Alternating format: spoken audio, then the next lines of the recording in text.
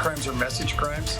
If you attack a black man, you want the entire black community to know you're not welcome, you're not like us, leave.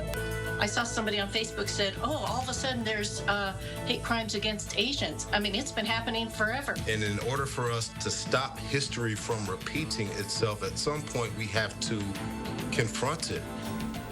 Nationwide, hate crime laws are inconsistent and often incomplete. That's according to a comprehensive new report supported by more than a dozen well-known advocacy organizations. If a lack of good data reporting and an inconsistency in reported crime sounds familiar to you, it might be because of our own investigative series that aired in May of this year. You just heard the very first part of it. Investigative reporter Naomi Coles is back with that series showing us how Wisconsin stacks up. It's not a lot different from dozens of other states. Our data is bad. Basic requirements like training and reporting aren't built into state law, and there's a lot of work left to do to understand and apply hate crime laws in Wisconsin. But there's one not so small thing that sets us apart that researchers say could make us a model for the rest of the nation. Okay, what happened to your face? In our series of reports, it doesn't mean that there were no hate crimes. We showed you the landscape of hate in Wisconsin. The magazine has been targeted literally since the very first issue. How it was rising.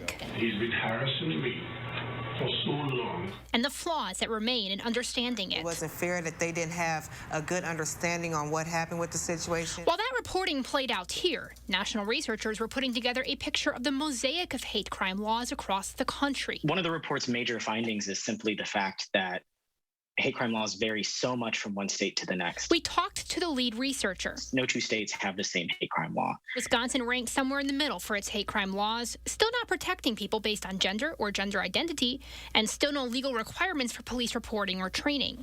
But it does include civil action options and one interesting alternative. Wisconsin's law is unique in at least one way, and that is that it offers something of an alternative sentencing program, and those are extraordinarily rare across the country. Specifically for juveniles, children convicted of a hate crime have restorative justice sentencing options, like bias training. But Wisconsin's is one of the few states that actually specifies this option in its law, and that's a really interesting possibility model that I think we would love to see more of in more states. How effective is that model, and how often is it used?